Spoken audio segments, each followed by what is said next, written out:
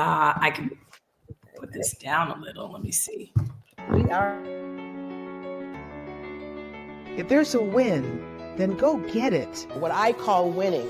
If your goal is to be a better mother, if your goal is to get promoted. If there's a life, you've got to live it. So don't hide your superpower. Don't drop your mic. Don't lower your voice. Don't hide who you are. If there's prosperity, I want you to have it. Then what we aspire to become is really inevitable and not impossible. And if there is wisdom, I pray you receive it. And so I think the companies did not do a SWOT analysis of what could go wrong or what must be true in order for them to hire 50 or IoT or all of the technologies that happen that we try to tighten up and shore up. But there's other factors that happen in the anatomy of a breach, and that is the human factor. We have that same mindset about it's just a matter of time, it's not impossible, it's inevitable, then that will guide our walk. And we will walk boldly. Always find a way to win. When you have this growth mindset, you say, you know what? I've won before. I can win again. I have so much to offer. I have so much to gain. I am not done. 1, 2, 3. Okay, you heard from them. We gotta go. We gotta win.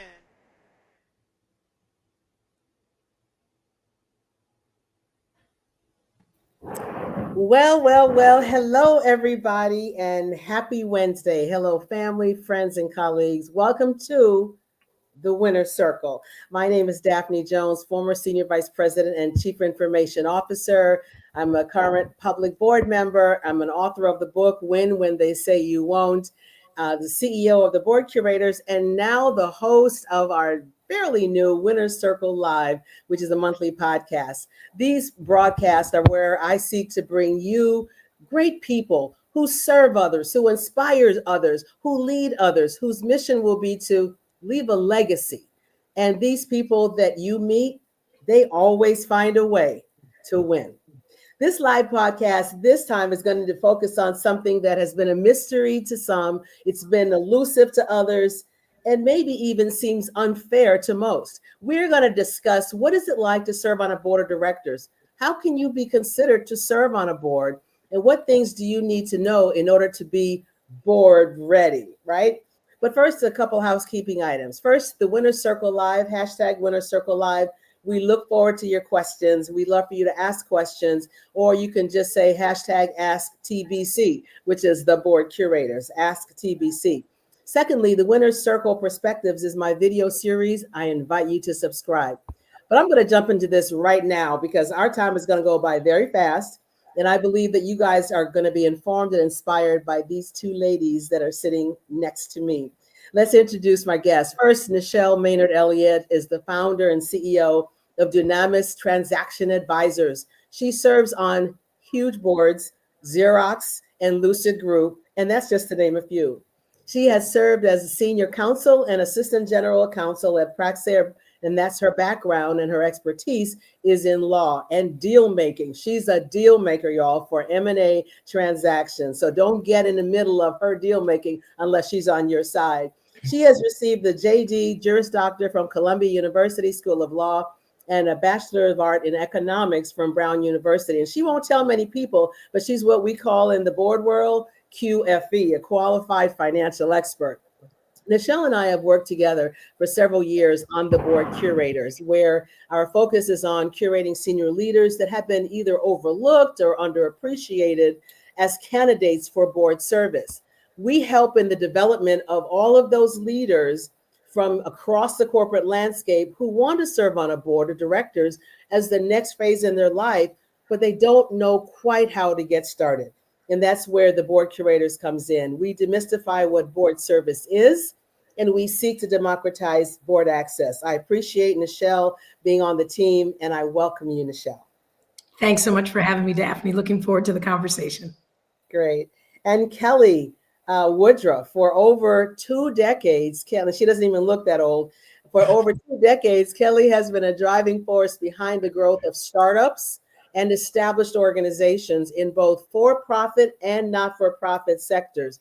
She has focused her career on strategic planning and creating resilient systems, fostering innovation, and she forges valuable connections with a wide range of stakeholders. Not only has she founded her own real estate development company, Nehemiah Development, she is also president-elect of the Brown University Alumni Association Board of Governors, which is like basically a board of directors. And that includes a 6-year term on the Brown University Corporation. She is committed to fostering meaningful relationships that underscore her presence in both the professional and the academic realms. She holds a BA from Brown and an MPP from the University of Michigan Ford School of Public Policy and a Master's of Science from Mercy Graduate School. I'm just grateful she had time to be here today. And I congratulate you and welcome you, Kelly. Daphne, thank you so much for having me. I'm delighted to be here with you and with Nichelle. All right, so we're gonna have some fun. I tried to make them laugh, y'all, before the show began, so we can all be nice and loose, and I think we're there. So I appreciate you guys being here on the Winner's Circle to talk about board service, specifically something that's near and dear to all of our hearts. But before we go there, this is about winning. So I do have to ask you a question about winning. So both of you guys, if you can take your time, take your turn, how do you each personally define what winning means to you at this particular stage in your career and or your lives? Yeah, I can start, Daphne. Thanks. Winning is about the collective for me. It really is not simply my success, but the success of my family, the success of my friends, my mentees. So winning is being in spaces where I can make a difference and make an impact, and hopefully open the door for other people as they come along. Wow, that's very thoughtful. Absolutely. So it's about not just you. When everybody wins, you win. Yep. Amen. Okay, Kelly, your thoughts. I love that about Nichelle. Thank you. And I live that with Nichelle being one of her friends. Similarly, passion, impact, and service is winning for me. And being able to share values on organizations and projects that I'm doing to synergize, to create something great, also leave a legacy. And that's true of me personally and professionally. My husband, my 3 children, also my work with my church and reinventing Soup Kitchen to be a Feeding Friends program, which the church has run for 17 years. So all of these aspects of my life come together in passion, service, and impact. Passion, service, and impact. That's great. Thank you. And, you know, my husband is the pastor of our church, and we have what is called the least of these ministry. And so when you do the feeding and the clothing and the housing, et cetera, for the least of these, we've done it unto Christ. So I appreciate and I hear that in you. Thank you. So let's jump. That was not a long time talking about winning, but let's jump to board service and governance. And I'll start with Nichelle. What is it that actually drew you to board service? I mean, you've studied law, you've focused on law in your corporation and M&A, but you said, no, I want to be on a board. What drew you that, and how is it different for you from the other leadership roles that you've held? Yeah, so, the story I tell of my career journey is that when I was an executive and I moved in-house to an industrial gases company, first as a lawyer, and then spent the last 5 or 6 years of my career actually on the business side, which is how I get the qualified financial expert title. But along the way, I had the opportunity to meet a director of the company, Praxair Inc., Ira Hall, who was African-American director and just a phenomenal influence and mentor and sponsor. And before I even knew what board service was, I would go into the board meetings and present, because we were presenting the M&A deals the company was doing. I had the opportunity to meet Ira and interact with him and to see the influence that he had in the boardroom, on the CEO, and really on the direction and the culture of the company. And I said to myself, someday I'd like to do that, without fully knowing what all of that meant. And then fast forward towards the end of my executive career, I had an opportunity because somebody recommended me to serve on the board of a publicly traded company, to step into that role in 2018. And that opened the door for me in 2019 then to actually leave my full-time operating job and pursue board portfolio work. So that was really the inspiration, was one amazing leader, Ira Hall, and that's who I patterned myself after. In terms of how that room and that space is different as a director, it's, you really appreciate in a very different way the influence that you wield in that room and the responsibility that comes along with that influence. So, as we come up through our organizations and as we lead either in our not-for-profit and passion work or our corporate jobs, there are always people that are following us.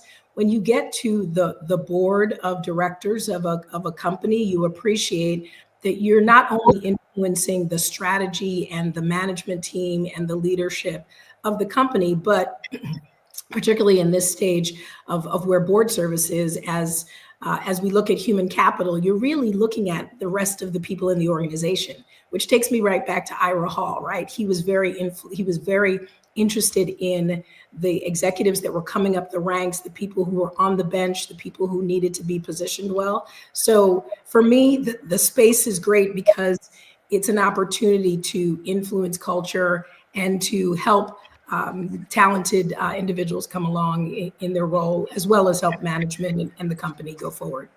Yeah, so it sounds like your aperture widens as you get on a board. So because you influence more, you affect more people, your decisions and questions even affect more people than it might in just your regular leadership role that you had. Yeah, you mentioned the word portfolio. Can you talk about what that means? I mentioned that you're on the board of Xerox and Lucid, but that's not all you're on. But talk about what portfolio means to you, and so people can understand that that's a way to think about being on a board or boards. Yeah, so the portfolio career, a lot of times executives will start with one board, and you have to go through a process of getting permission of the management team, the CEO, to sit on one board. But there are people I discovered along the way that sit on multiple boards. So that was when I had the opportunity to move from my first board in 2021. Then I was able to be positioned to sit on the Xerox board and the board Lucid Group and a mutual fund. And that gave me the ability to step away from my full-time role. So a portfolio board career is really, you add your expertise on multiple different companies, different boards, different entities, be they public or private, different industries. And you have an opportunity to cross-pollinate, share some of the best practices from other boards that you sit on, and then also be in completely different spaces and learn about different industries.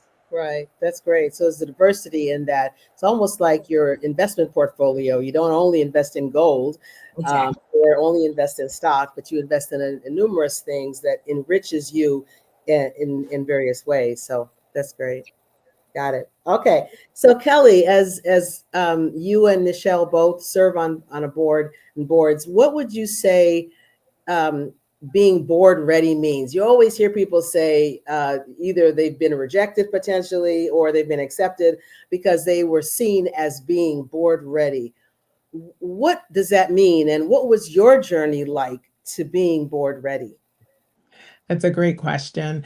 I'll start with my journey and then go into board readiness more specifically. So for me, my passion began, what drove me to boards when I was 17 and I came to Brown. I was a work study student through my Pell Grant on financial aid, and I worked at Media Services.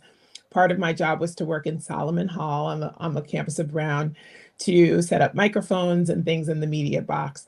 So one day I found myself as a student setting up the microphones, and little did I know that it was going to be my first Brown Corporation meeting that I was miking. So normally I would do the mics and then do my homework, but I was absolutely captivated by then President Martin Gregorian, who owned the room. He was magnificent. And I listened to the policies and things that they were creating and found myself in love with that process. So that was the birth really of wanting to be here. So 35 years later, here I am.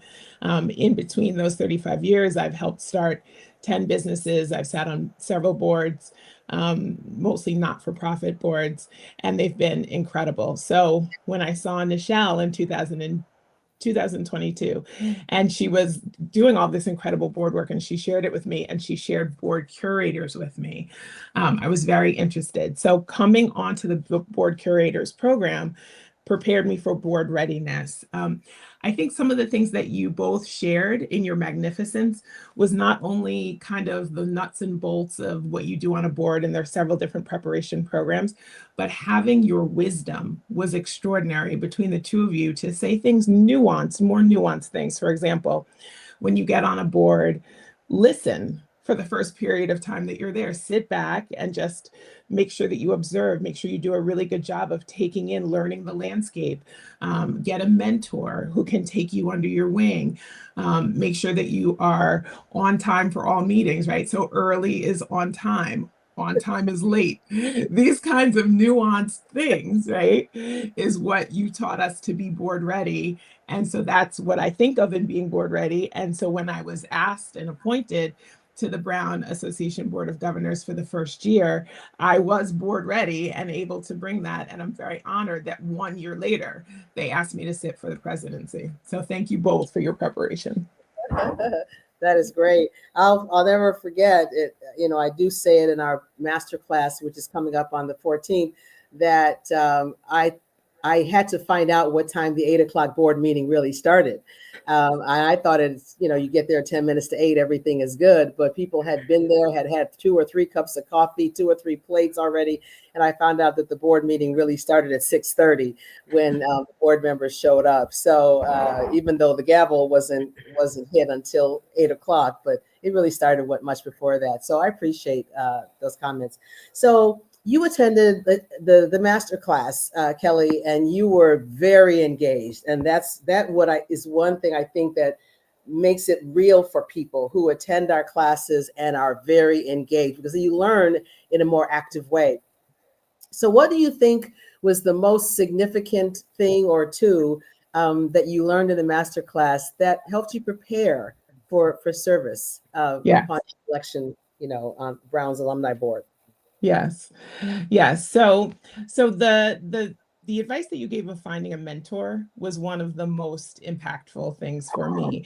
The way that both of you described it, the type of person that you're looking for, how to kind of receive information from them, benefited me tremendously. So when I was appointed to the board, then I knew what I was looking for, and I found that person to guide me and lead me, and it worked out extremely well.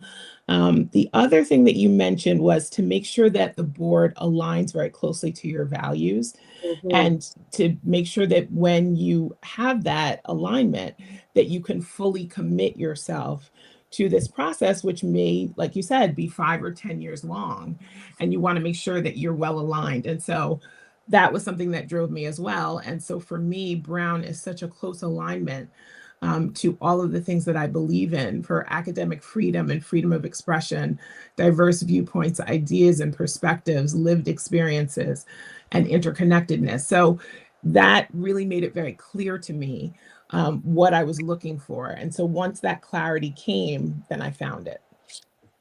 That's great. I appreciate that. And by the way, everybody, don't forget hashtag the winner's circle, or ask the board curators, ask TBC.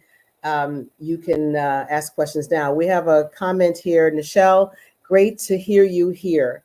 It's great that you had a sponsor that saw your potential when you were an executive presenting to the board and helped you get your first board role. That doesn't happen for everyone. But what is, in your opinion, is the average time it takes to get from board curious and ready to landing a board role? Which I find interesting. It should be board curious, board ready, and then landing a role. Yeah, really great question. And just to clarify, although I had a sponsor at Praxair, he is not the reason that I got on my first board. That was a separate interaction based on networking, which is one of the things that we really stress in the board curators, that you've got to let everybody that you know that you're interested in board service, and you never know where that introduction is going to come from. So my first board opportunity came because I reconnected with someone that I had done a transaction with more than 15 years prior. And I happened to make a throwaway comment about how someday I'd be interested in board service. She then knew somebody who was looking, was a large shareholder of a company, and they were looking to add someone to their board who had mergers and acquisitions experience and had chemicals experience. So that's how that opportunity came along. In terms of how long that process takes, it can be, you have to have patience, and you have to be persistent, and you have to be intentional, because it can be that first one for me, by divine intervention, by God's grace, came before I was really looking for it. But then the process to go from the first board to the second board was about 3 years. So it is continuing to cultivate the relationships, continuing to interact with people, and to position yourself to be board ready. So the things that we talk about in the board curators are about how you package yourself, how you are able to present yourself. I mean, I have various skill sets that are applicable to different board positions that I hold. So when you're in the moment, when you're having a conversation with somebody, you need to know what skills they are looking for, and you need to be able to match your skills to what they're seeking. And then you need to have the patience to wait for the right opportunity. And it can take a few years. I mean, that's the thing that I love about Kelly. Kelly went to Brown after me, and we've known each other for decades. But not only was she fully engaged in the master class when she took it, she was very intentional about everything that she did afterwards. And she said to me in the beginning, ideally I want to serve on the Brown Corporation. That was her initial goal. But we went through a process of conversations about different opportunities that came along, different companies that she was considering, and she was always very much, deliberate about what she was seeking and how she could position herself to get to the opportunities that came her way. Great. Thank you. Thank you so much as well. And I think the word that stands out for me in what Nichelle has said is the word intentional. Just because you say you want to be on a board doesn't mean that you just click your heels twice and you'll be back in Kansas. You have to do more than just desire it. You have to intentionally pursue it. And no matter what class you take, no matter what program you go to, no matter what group you belong to, if you don't put the work in and have that long-term view of what it is that you're looking to do and to package yourself well, because packaging is intentional as well. How will you package yourself? You have to package it. And I think the word intentionality is a great word that hopefully you guys will get. And we talk about that a lot. Rashawn asks a question, Kelly, if you could replay your journey, what would you start earlier or what would you stop sooner regarding seeking help or regarding seeking a mentor? What would you do earlier or stop sooner? That's a really good question, Rashawn. Thank you for asking. I believe that as we submit to a higher power, in my case, I have a very strong faith in God. I just believe that things happen in divine timing. So I can't say that I would do anything earlier or later, because I do feel like my life rolled out in the timing that it was supposed to roll out in. But I would add that there's an element of patience. I think Daphne mentioned, and Nichelle mentioned intentionality, and Nichelle mentioned patience between the two boards, that not so much that I would change anything, but that I would know that I could rest in the timing and in the process. When I say rest in the process, I mean work intentionally, as we talked about, do the work, meet the connections, make the connections, do all of the things that you need to do to prepare yourself for board readiness, take classes, get your outfits together, all of the things that you need to do. But while you're doing the work, have a posture of patience and faith that what you are supposed to have, you will have when you're supposed to have it. Hey, Kelly, can I add one thing there? Because I know a little bit about your journey. You Yes. talk about intentionality. I mean, you don't wake up one morning and become president-elect of the Brown Alumni Association, right? Yours was decades in the making, even before maybe you knew. I mean, even although you saw Vartan in the beginning, right? There was a series of years and years of different places where you served Brown University in a volunteer capacity, which then Yes. gave you the breadth to be able to, and the visibility to be Yes. elected by the alumni. So there's that piece of it as well, right? That you just, to the intentionality, it was decades in the making that you would serve that community. That's a really good point, Nichelle. That's a really good point because yes, I served from the time I was 17, even all the things that I did on campus with the admissions department and with other students, TAing classes. I really immersed myself in the community. And then upon graduation, since I was on the senior class council, we became the first five, for the first 5 years, we were the alumni representatives. After that, I was alumni representative for my class for several years, forming reunions.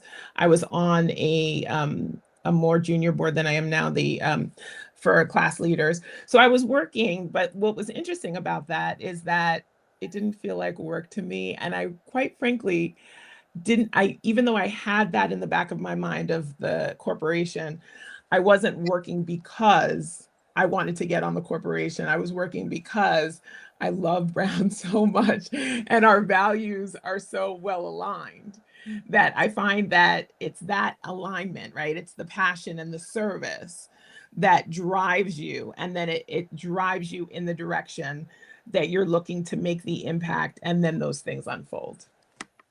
Awesome.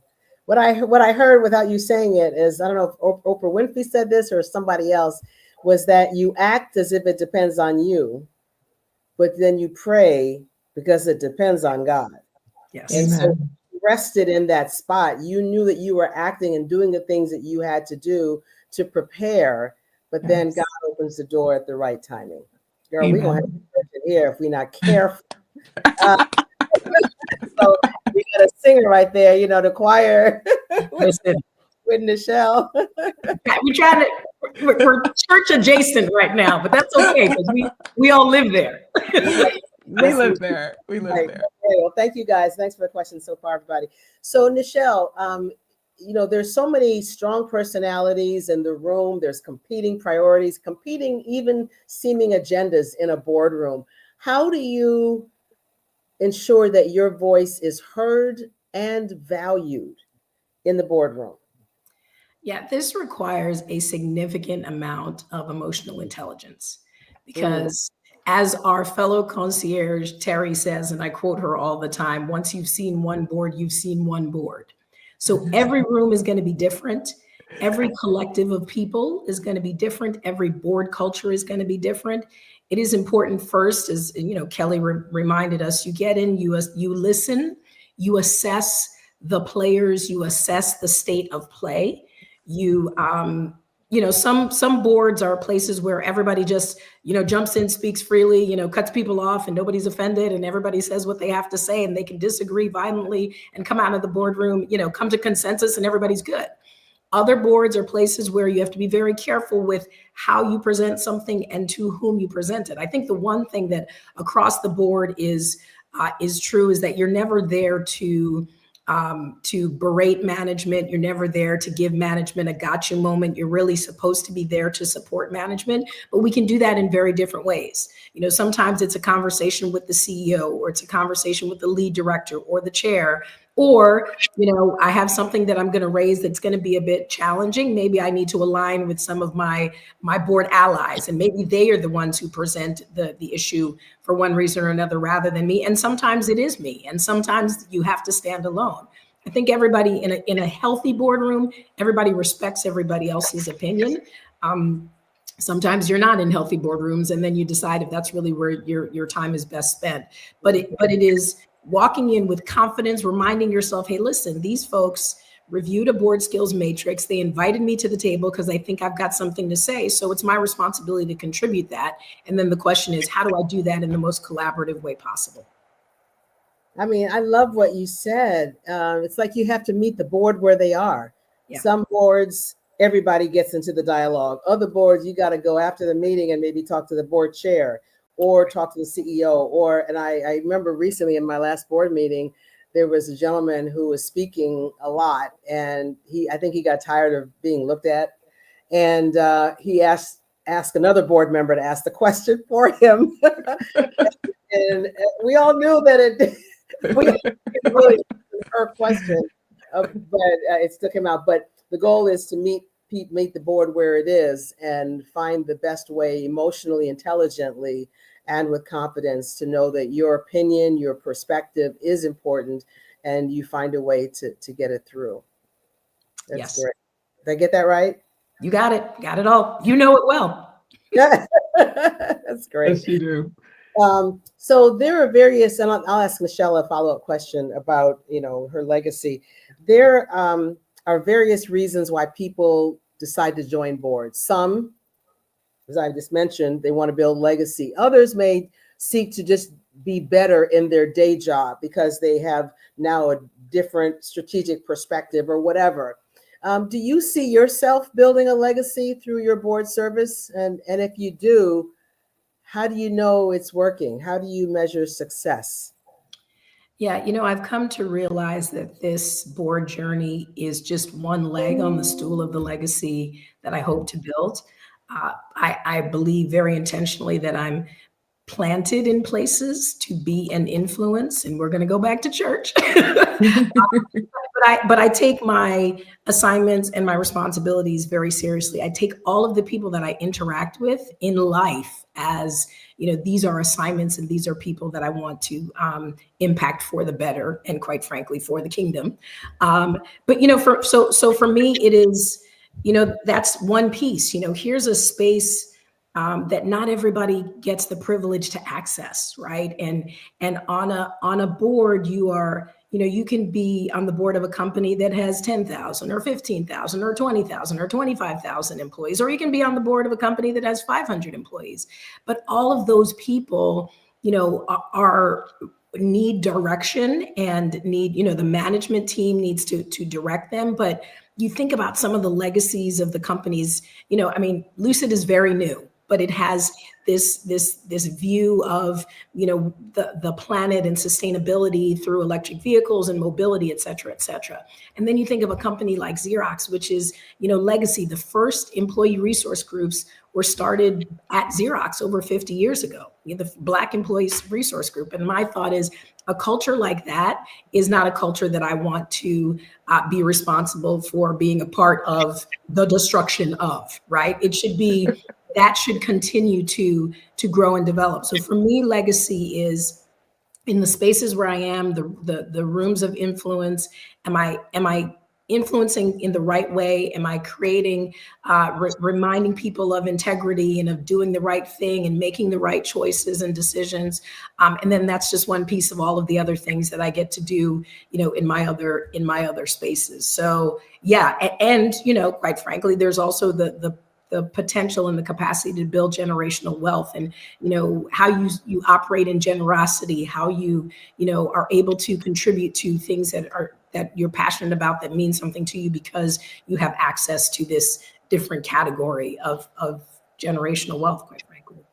That's awesome. I mean, guys, November 14th and 15th is the masterclass, and one of the things that we talk about there is what makes a good board member and what makes someone that may not be so great. And as you listen to Nichelle talking, this is the mindset and the tone of a great board member. You talk about leading with integrity. You talk about having something more important than yourself. The planet, as an example, is more important than just what we do. And so you have a fiduciary responsibility in a sense, Nichelle, and you're showing that to not just the shareholders of Lucid or Xerox, but the community, the employees, the customers as well. And so that you leave a legacy in multiple areas, but you're also leaving a legacy, sounds like, in multiple ways, not just as a board member. So you're like a double whammy. I mean, that's... Thanks. All right. double for her trouble. So Kelly, the Board Curators Masterclass, as we mentioned, is coming up. What makes that class so important for anybody that is watching and wants to know about, well, should I even think about doing a Board Curators Masterclass? Why is that such a big deal if someone wants to know more about boards or get ready to be on boards? Yes, that's the piece of the work that we talked about. So we have the vision for ourselves, we have the desire, and then the question is, how do we bring that about, right? And so the first step would be to attend the Board Curators Masterclass to be able to get an idea of what that really means, to talk to yourself and Nichelle and other people who have real world experience on boards of directors so that they can see if this is indeed something that they want to do. And if so, how to prepare. And so you will help them prepare over the course of the time of the class. And once they're finished with the class, then they'll feel ready to take the next step of opening doors, like Nichelle said, to work your networks and to be able to have the intentionality that you mentioned, Daphne, to actually drill down and get that role on the board of directors. So it's a perfect first step for people who are contemplating wanting to be in this world. Great, got it. And I think the people that attend the class certainly understand and will learn that in Nichelle's example, her network helped her to be assigned or to compete for a board opportunity. But there are other ways as well that you can find board opportunities, and that's certainly with search firms, and there's a ton of them that are out there, and also these board organizations that help people find opportunities. So when you come to classes like that, you actually realize, oh, I never thought about these board organizations. You just learn, I think, a lot more. So I appreciate that comment. And I do want to add just one thought there, Daphne. I always have a thought to add. I think what's interesting is the space is now, as we know, saturated with different programs, right? Yeah. And different ways to be board ready, but not all programs are created equal. And some programs teach you good governance, teach you how to be a great director. That's assuming that you've already gotten in the door, you will get in the door on your own. There are other programs that are great cohorts. So wow, I'm here with my collective, people who look like me, affinity group, people who have similar experiences as me, whatever those might be, we're all doing it together. And then I think that what distinguishes board curators specifically is that it is strategic and it is customized. So it really is taking a look at, what are you bringing to the table?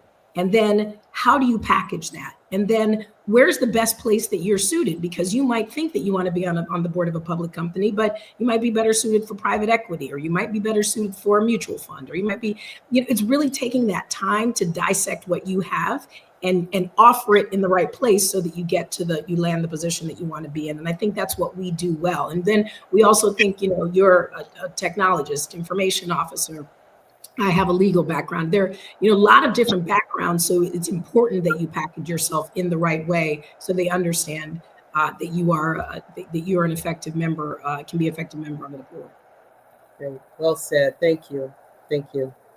So, Nichelle, people want to join boards, but may not know some of the significant challenges that boards face. Well, why do you want to be on a board? Well, I just want to, fly in the corporate jet. Or, I understand that we make a lot of money, or I just want to be important and wear my St. John dress, and so there's a lot of challenges. When I first presented to a board of directors when I was at Johnson & Johnson, I'm telling you, I walk in the room, there's Brooks Brothers and St. John all up in there. I'm like, oh, these people dress real good. I wonder what they do. And so the question I have for you to answer is, what are some of the significant, like top of mind, and doesn't have to certainly be your companies, but in general, because a lot of companies are going through the same challenges. What are the challenges that you find that boards are facing? Like, when your company is facing the challenge, the board is facing the challenge as well. What That's are some that people should know about? I think in 2025 in particular, it's about navigating uncertainty. That is the theme. And then the subtext of that is, how are we managing the geopolitical issues? How are we managing the economic issues, tariffs, and challenges along those lines? How are we managing human capital and the wellness of our workforce? How are we dealing with AI and what is coming and where we fit in and how we can employ it to the best benefit of the company and the employees. So you're really dealing with the top of mind issues of the day, everything that impacts a company and its success. So those are really the big issues that we keep hearing over and over in various board education places that we go to sit and to speak. How are you navigating those issues are the big questions. Great, great. I mean, we hear about black swans, and black swans are something that happen, once every 20, 30 years or whatever. Now things are happening so much more frequently. They're gray swans. And somebody said to me, no, that's actually swan stacking. We're just stacking swan on top of swan because there's so many things that are coming about that you mentioned. And you mentioned, probably 10% of the things that people might be worried about. And our job as board members is to understand the risks. And that's what the swan, the fact that a swan shows up is really a risk that could hurt our share, our market share, our sentiment in the market, our reputation, financial, things like that. And so we just want you guys to know that it's an important thing to understand that boards are facing the challenges that companies are facing, and use your superpower to help the company work through that. And everybody has a superpower, and you all have that ability to be able to help the company think differently. Our job is to provide foresight, oversight, and insight, and we provide that through our experiences that we've had in industry. So thank you for that, Michelle. Here's a question that just is kind of controversial in a way. Like, how much time do you spend on a board? Is it like a couple hours a quarter? Is it like, 1 day a year? Like what is it like? And I know like you said, you've been to one board, you've seen one board. No two boards are alike, but on the average, how much time is spent getting ready or serving on a board per year? One board. Yeah, I would say it's easily over 300 hours, which is probably once upon a time, I think when boards were kind of status quo and all the golf buddies just came together for a day and a half, once a quarter, that was, it didn't require that much time. But with the pace of change and the challenges that boards are dealing with right now, and this is not-for-profit academic everywhere, I think that it's, you've got the time involved to review the materials in advance, which may come the weekend before. And then you've got a meeting that's a day and a half at least. There's a board dinner, there's a board breakfast, there may be time where you're meeting high potential talent. And then you've got committee meetings. And I was checking my calendar. I'm sure that I have at least one committee meeting every week on my calendar for whatever board I'm on, right? One of the boards I serve on has committee meetings that are committees of the whole. So although I'm not officially a voting member of each committee, I still attend all of those meetings because that's just great governance, right? So it's, then you talk about mutual funds, while you may have 2 or 3 days worth of materials for a corporate board, it's 2 weeks worth of materials, 1,000+ pages that you actually have to review and get through. So it is very time consuming, which is why a lot of sitting executives, operators will only do one board above and beyond their daytime job and then you've got travel, right? Depending on where you're traveling. It's great if you're, if it's a regional board and you're just hopping back and forth to a meeting, but if you're flying, across country or to different countries to attend meetings, you've got to add the travel time as well. So it can be very time consuming, and you have to be just very committed to, this is what I want to do. And I'm going to use all of if you're an operator, a fair amount of my time outside of my day job doing this. And then if you're doing, if you have a portfolio career, you've got to match the calendar so that all of the meetings, sometimes they're back to back, flying from this meeting to that meeting and reading materials on the plane. But it's a few hundred hours a year, I would say. Per board on average. Yeah, great. Yep. Thank you.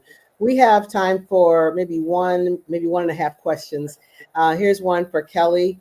Kelly, when you just think back to the class, what do you think unlocked the win that you may not have been able to unlock before? Was it mock interview? Was it having someone look at your board bio? Was it the network? What was it that you believe was, if anything, was singularly responsible to unlock that win? I think one of the things that was most prominent was the matching your skills and taking the skills chart and really understanding how boards look for skills and how they fill, and looking at your own skills and thinking about how you show up in these spaces.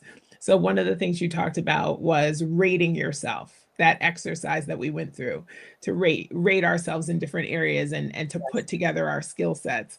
I think that was one thing that unlocked a lot of my ability to see myself Yeah. in the board space and to see what I could really bring that would be advantageous. So I would say that one thing was the most powerful.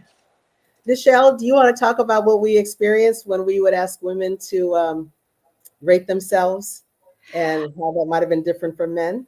Yeah, and so we have classes that are sometimes only women, and then classes that are everybody. And the joke that we have is that women can tend to and it's not really a joke, but tend to underrate their skills, right? So you can be, and we say sometimes men will overrate their skills. So they might be giving themselves 4s and 5s in many areas, and women are giving themselves 2s and 3s on a scale of 1 to 5. And you have to have that conversation and say, okay, wait a minute, let's really unpack what you've done professionally or otherwise in your career. You really are closer to being an expert than being a novice, and you need to be able to walk in that confidence and present that way. All right, thank you. And I'm going to ask one question, either Kelly or Nichelle answer. Whether you're serving on a board, whether you own your own company, which both of you do, being an executive in a corporation, winning on your terms is really important. Being able to win is important, and then winning on your terms. How do you stay inspired, and how do you avoid burnout when you're juggling so many high-profile, high-level commitments? How do you win in the middle of all of that work that you have? You want to take that one, Kelly? Sure, I'll start. It's a really good question. I like the idea of winning on your terms because it really invites us to decide what our terms are, right? Okay. So if we think about what are we looking to do, I really am framed by my father dying when I was 17. I got the opportunity to have that deathbed experience that a lot of people speak about proverbially. What is it that if you're on your deathbed, what are you going to look back on and what's going to be most important? So having my father experience that and going through that with him shaped my why and shaped my my terms. So really the terms that I want to live by are when I get to that point, right? When this is all over, right? And it's time to transition. What did I do? What kind of legacy did I leave? What kind of service did I leave as a kind of a meta, right? And then more of a micro, how did I make people feel in every interaction? Not just the board members, but the people who were serving us, the people who were preparing the food, the custodial staff, the security staff, the person that I saw in the elevator. So that's what drives me. And so I work backwards from there, and I'm able to make sure that I am taking care of myself in a way that I can have the self-regulation, the sensory regulation, the rest to show up, right? With what people most often comment on, my energy. So let's say you have great energy. Well, I don't have great energy if I'm tired and hungry and stressed out and burnt out, right? But I make sure that I get enough sleep, that I have time to be connected to the ones that I love, to make sure I love walking in the forest. I love taking hikes. I work out 7 days a week. I have a plant-based diet. So making sure to pour into myself so that I can show up and achieve the terms that I've outlined for my life. That's awesome. Nichelle, I'm going to let her have Said it all. I got it.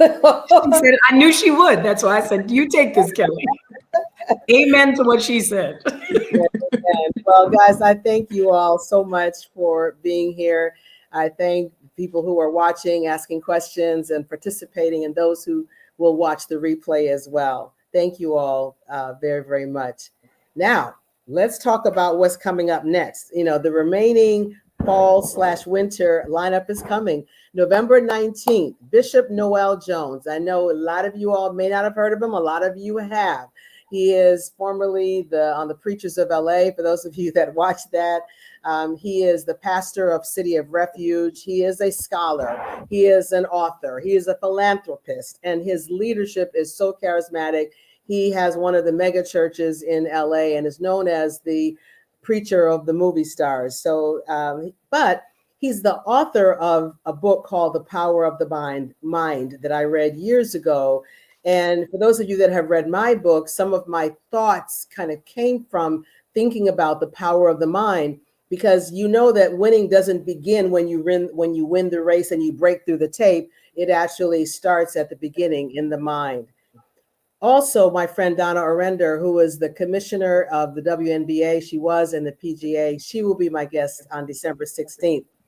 And we have the masterclass coming up November 14th and 15th. Michelle and I are going to be leading that together, and you will hear all the things that you may want to know about what it takes to join a board, the history of boards, the role of boards, the issues that boards are facing. How do you interview for a board? What are the things you have to do to be discoverable for a board? The decisions that you have to make to get ready for a board. And then at the end of that, January 6th, we are going to have a office hours. And that's going January 9th, I'm sorry, at noon, we're going to have office hours, and we're going to kind of continue a conversation about board readiness, a lot more intimate, a lot more detailed. And for those that have live questions about your bio or about your skills matrix or whatever, we're going to spend an hour just intimately with you doing that. So I appreciate all of you guys. We look forward to seeing you on the 14th and the 15th of November. There is a QR code. Feel free to go to the board curator's site, and you can actually get the QR code, and we encourage you to sign up for that. And so with that, I am going to thank Kelly Harding Woodruff and thank Nichelle Maynard Elliott. I need to have like a hyphenated name.